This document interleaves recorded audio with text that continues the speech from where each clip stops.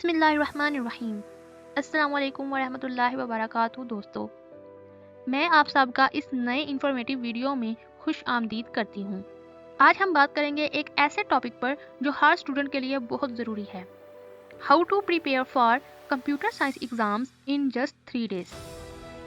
फिर चाहे वो कंप्यूटर के रिलेटेड कोई भी सब्जेक्ट हो, चाहे ऊप हो, ICT हो, DSA हो और कोई भी ऐसा सब्जेक्ट जो कंप्यूटर रिलेटेड है। अगर आप एग्ज़ाम्स को लेकर परेशान हैं तो टेंशन बिल्कुल मत लें। ये वीडियो आपको एक क्लियर और इफेक्टिव स्ट्रेटजी देगी जो आपकी प्रिपरेशन को आसान और प्रोडक्टिव बनाएगी। विदाउट वेस्टिंग ओवर टाइम, चलिए शुरू करते हैं।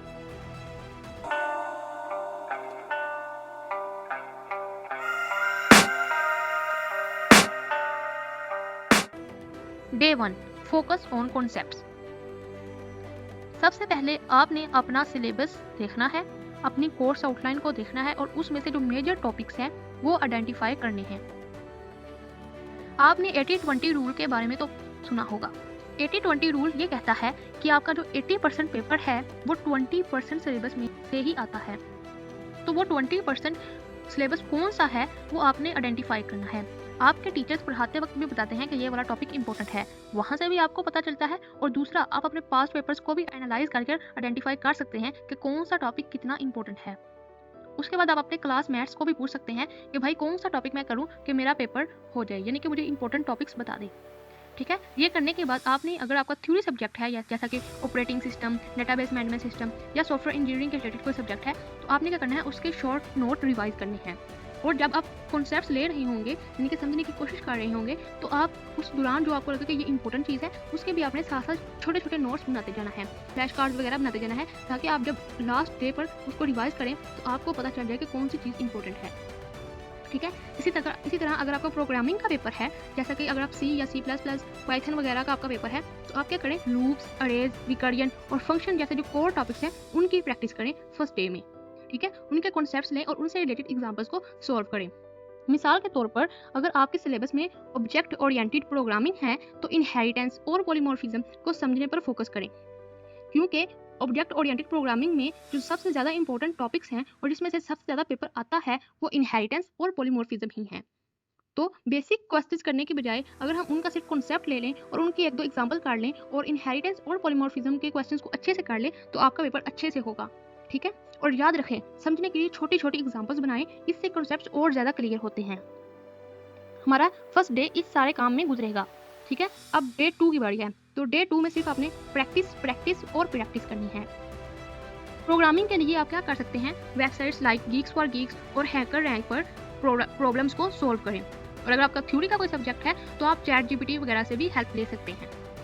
उसके बाद है past papers. Previous year questions जो हैं वो अटेम्प्ट करने मत भूलिए, क्योंकि ये आपको एग्जाम का पैटर्न समझने में हेल्प करेंगे। अगर आपके बोर्ड के एग्जाम्स हैं तो आपका जो 60 से 70% पेपर होता है वो पास्ट पेपर्स में से ही आता है। और इसी तरह अगर आप यूनिवर्सिटी लेवल पर हैं तो आपका 30 से 40% पेपर जो है वो पास्ट ईयर क्वेश्चन से आ सकता है।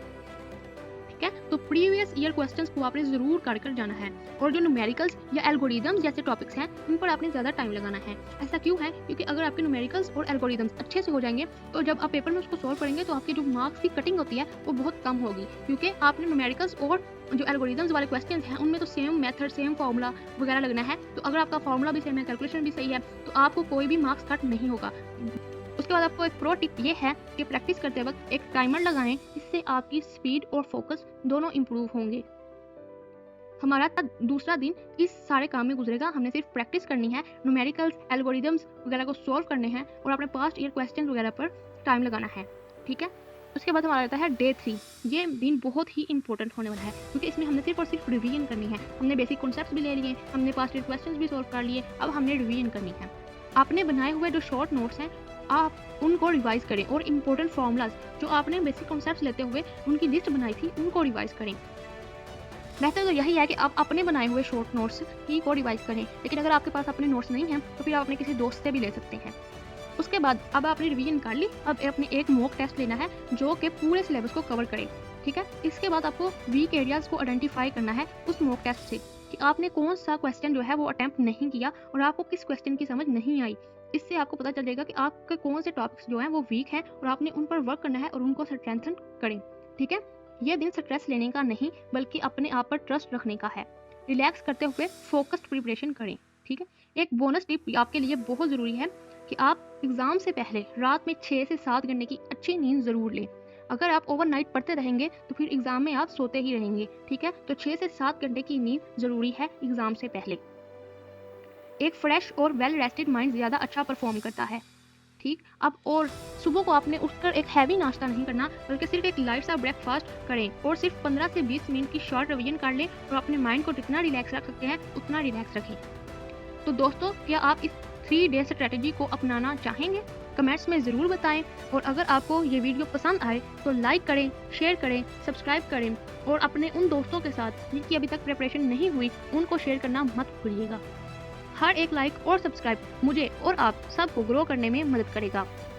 याद रखें, हार्ड वर्क और स्मार्ट स्ट्रेटजीज ही सक्सेस की कीली हैं। दुआ करती हूँ कि अल्लाह सुब्हानहू व तआला सबके एग्ज़ाम्स आसान करे और सबको कामयाबी नसीब हो।